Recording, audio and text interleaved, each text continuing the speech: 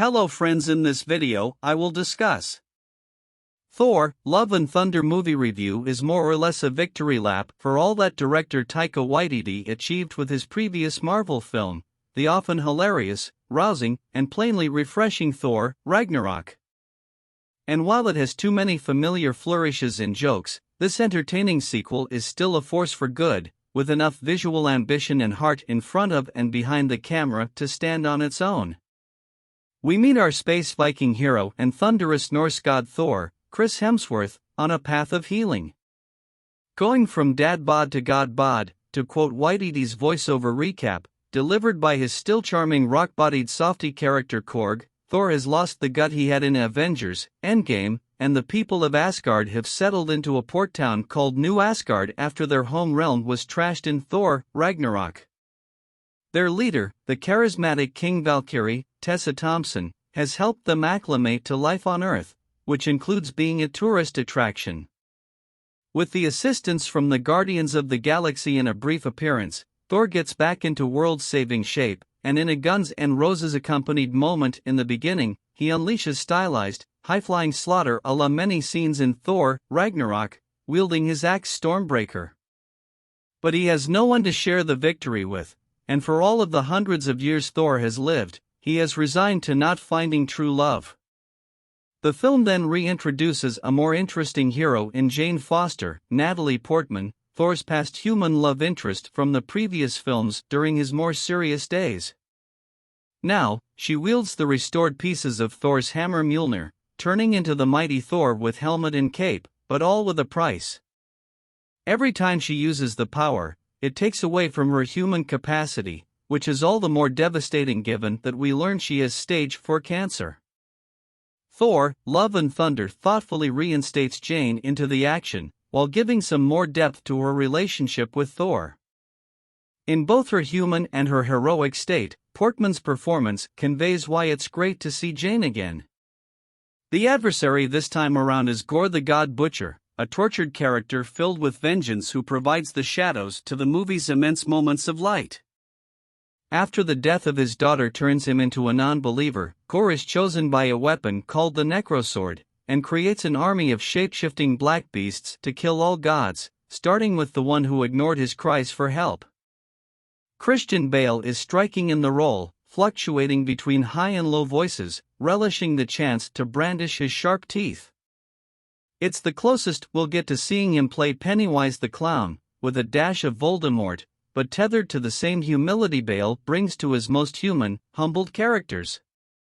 He can be mighty fun to watch, even when Thor Love and Thunder undersells his god butchering for the sake of a more sentimental message, and to make him share scenes with frightened children. Co-written by Waititi and Jennifer Kaytin Robinson, Thor Love and Thunder just doesn't truly flourish like it could. Part of its messiness kicks in with its big conflict, when Gorr the God Butcher attacks New Asgard at night in a frantic impromptu fight scene that has Waititi's usually stable vision for Thor action losing control. The supposedly scary scene just happens, and it's difficult to follow in the dark what's going on, as shadow creatures wage battle on the Asgardians and kidnap their children.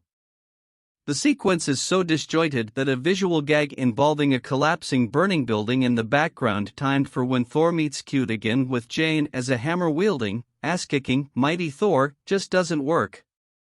In order to stop Gorr and save the stolen children, Jane, Thor, King Valkyrie, and Korg visit the god of lightning Zeus and the other gods, who lays about in a golden forum and talk about the next orgy, unafraid of what Gorr is looking to do to them. Like a golden and white version of the Galactic Senate in Star Wars, with a grab bag of goofy creatures, one has furry feet and a face, that's it, another is a Korg relative. It makes for one of the more eye-popping set pieces. But it's also a moment in which the movie is building toward future Thor stories at the detriment of this one, including a shrugging cameo scene in the post-credits. It's also a passage among many in which it's clear that Tessa Thompson's character of King Valkyrie, though important with the goings-on of New Asgard, has oddly been pushed to the side despite her established importance and swagger in Thor Ragnarok. Thor Love and Thunder flirts with when a callback story beat or joke is just playing the hits, the same way that there are a million guns and roses nods and needle drops in this movie just because, and you're expected to headbang each time. All of its pop culture ad-libs, or punched-up superhero stuff about coming up with catchphrases when those jokes feel safe instead of left field, they fall particularly flat. Thor, Love and Thunder is a blockbuster comedy sequel at its core, and its weaker material reminds you of that even when it's still good for a sporadic laugh or two. Lacking the overall freshness that defined the previous movie, Thor, Love and Thunder is better with its bolder, dramatic sequences that are like mini-movies about how love comes with the price of loss. Gore is introduced in a harrowing piece of bubblegum Ingmar Bergman, cradling his dead child and renouncing his god before killing him, all before the Marvel Studios credit card kicks in with electric guitars. Later on, Waititi presents us the Jane and Thor romance, its coziness, and later its isolation, as like a spin-off of his own quirky indie Eagle vs. Shark. It's very funny in some moments, but with a brutal honesty always in frame, especially as the two then see if love is salvageable in the current dwindling timeline. Along with Jane's striking cancer storyline, it's these heartfelt moments too that reveal the true motivators behind Thor, Love and Thunder, even if everything is later treated in too quaint, or too eagerly crowd-pleasing a fashion to hit as hard as they're clearly meant to. Before you go, please subscribe my channel.